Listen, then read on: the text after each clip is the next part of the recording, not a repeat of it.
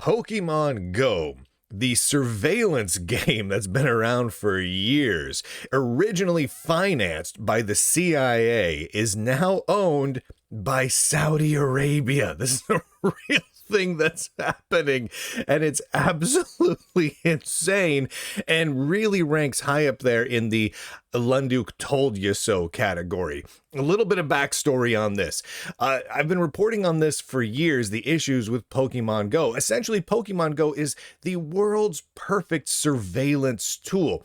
If you would think about it, if you were the CIA or the NSA and you wanted people to spy on themselves and their friends for you, and you knew that everyone had smartphones, what would you want them to do? Well, you'd want them to take out their smartphones, hold it in front of them, so that the cameras on the front and the back of the phones could see everything that's going on.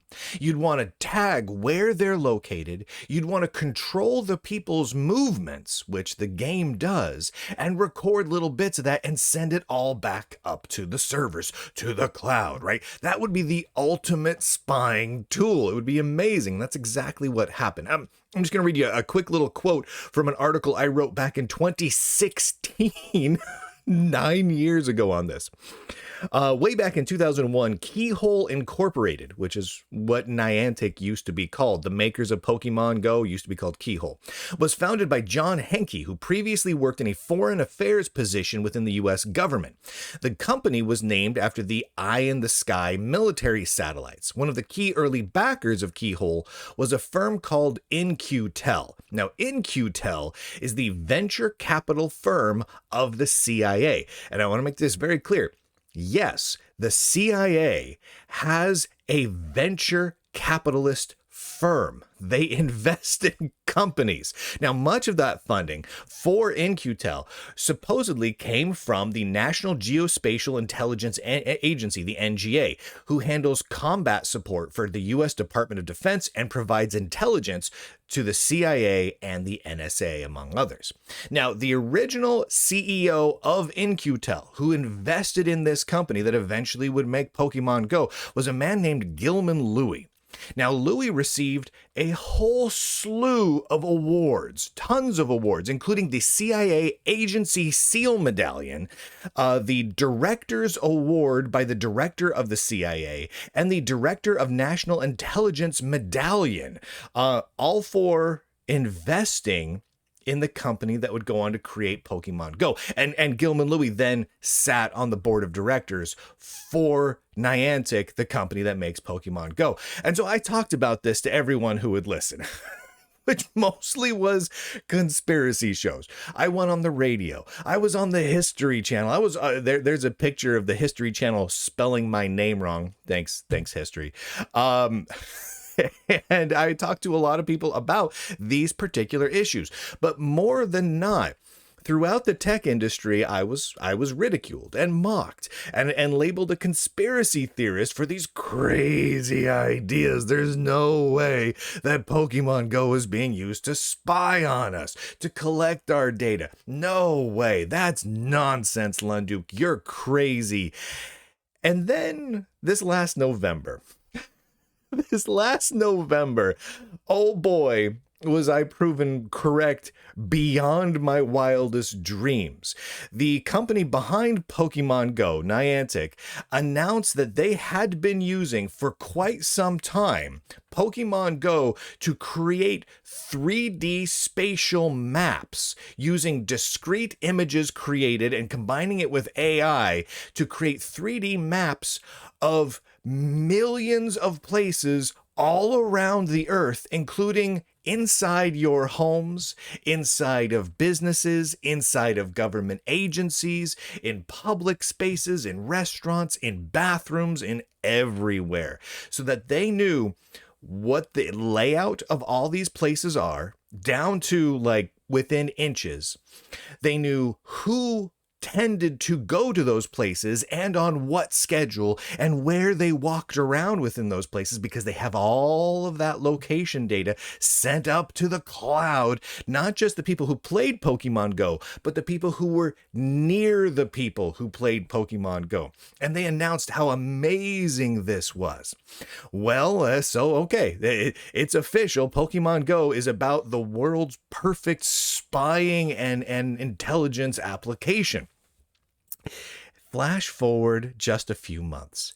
Niantic, the creators of Pokemon Go, are announcing that they're making a little bit of a change.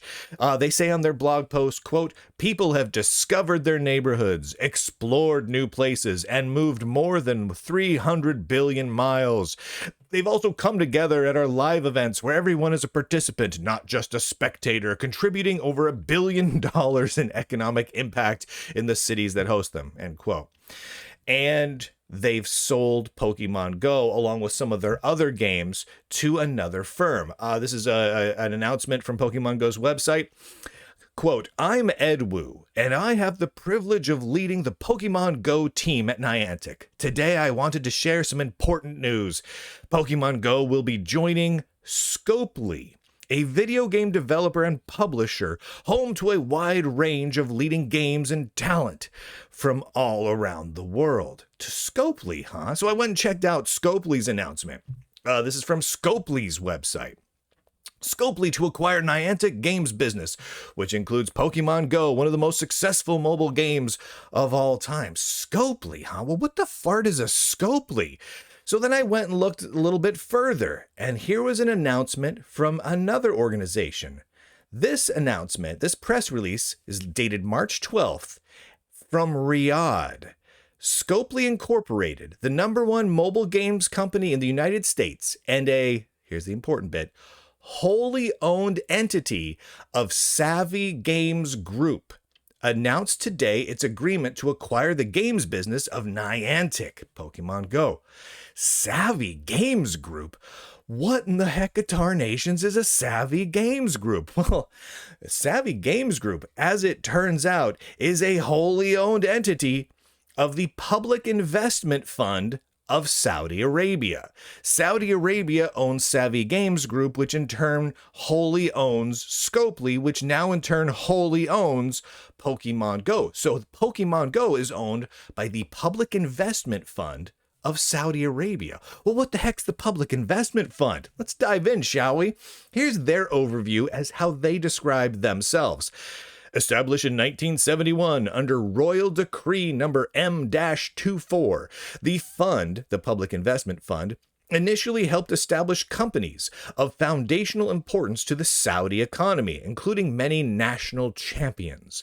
The Public Investment Fund was reborn in March 2015 when the Kingdom's Council of Ministers issued Resolution 270, which placed the fund under the direction of the newly formed Council of Economic and Development Affairs, with the Crown Prince, His Royal Highness Mohammed bin Salman bin Abdulaziz, as chairman. This major step gave the PIF greater autonomy and better defined national strategic responsibilities. This change enabled Saudi Arabia's economy to progress at an accelerated pace and positioned PIF to be a key driver. Okay, so who is responsible for the Public Investment Fund? The lead of it, the person who was in charge of the whole thing, the chairman, is Prince Mohammed bin Salman bin Abdulaziz Al Saud, the crown prince, essentially the king of Saudi Arabia. I mean, he's the man in charge, right? He's the crown prince. Now, who is this Prince Mohammed guy? Well, a quick tour around the internet. Oh my gosh, do you find some crazy stuff? I'm just going to read a couple of little tidbits from various snippets about this guy.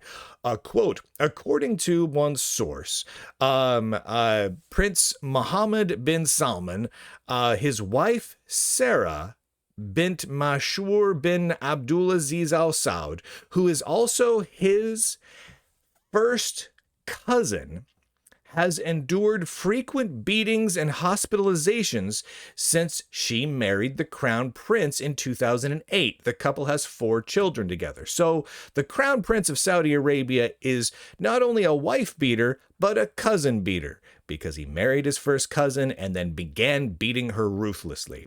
From Wired reports everything we know about the Jeff Bezos phone hack. A UN report links the attack on Jeff Bezos' iPhone X directly to Saudi Arabian Crown Prince Mohammed.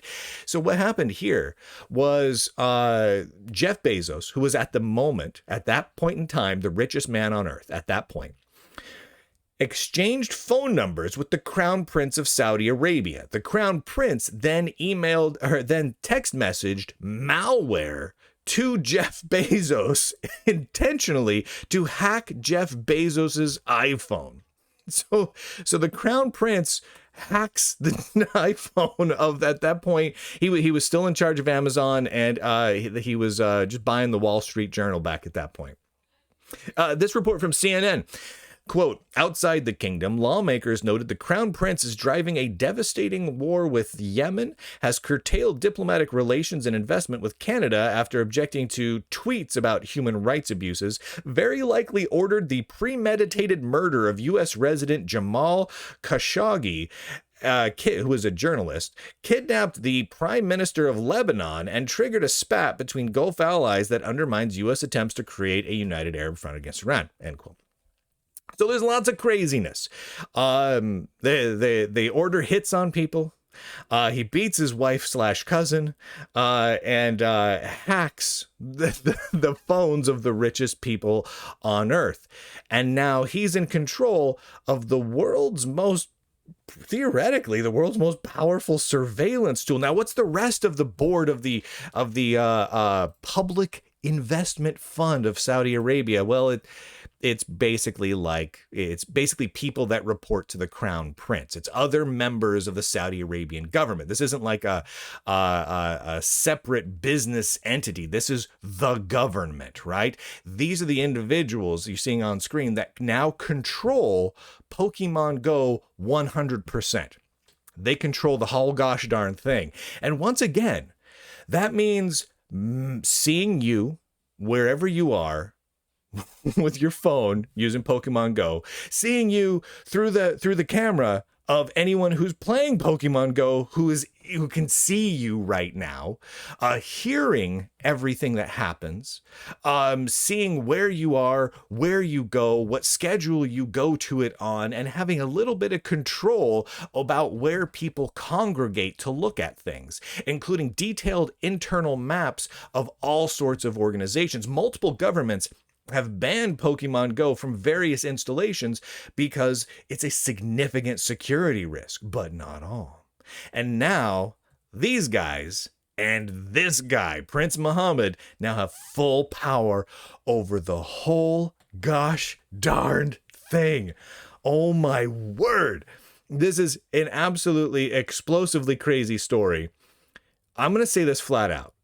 I don't make recommendations often. I tell you my opinion. I'll criticize the heck out of something. I'm going to say this flat out. Don't play Pokemon Go. I get it. Pokemons are cool. My kids like Pokemon. Don't play Pokemon Go.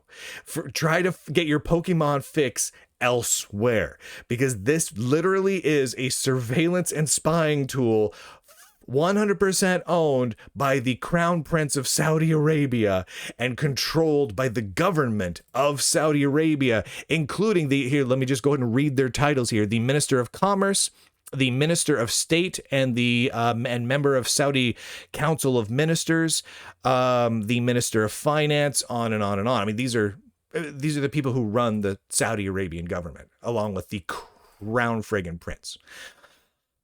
Ay. So there you go. There you have it. Friggin' fantastic. How this happens is crazy. But you have to know. You had to know almost that this was coming. If you went back in time and back to last November, when Niantic announced that they were essentially this giant spying 3D spatial database system, which of course we kind of already knew. At least if you listen to the Lunduke Journal, you already knew. But when they announced it, you had to know that there was going to be a sale at some point, very quickly. And it was going to come from someone, some government agency was going to be behind it. And if it wasn't going to be the United States government, it was going to be someone else. And it turns out the Saudis swooped in, plopped down the billions, and they got it. So good job, everybody. Thank you to the Lunduke Journal subscribers for allowing me to do all of this reporting, even when I get told that I'm absolutely wrong. Always right.